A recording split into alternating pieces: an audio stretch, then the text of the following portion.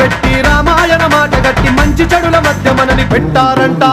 ధర్మాన్ని తప్పనోడు ధర్మరాజట, దయలేని వాడు యమ ధర్మరాజట. వీడి బాట నడవకుంటే వాడి వేటు తప్పదంటూ ఈ బతుకును నాటకంగా ఆడిస్తున్నారంట. రంగా రంగా రంగస్థలాన ఆడడానికంటే ముందు సాధనంటూ చెయ్యలేని ఆట బొమ్మలవు అంట. మనమంతా తోలు బొమ్మలవు అంట.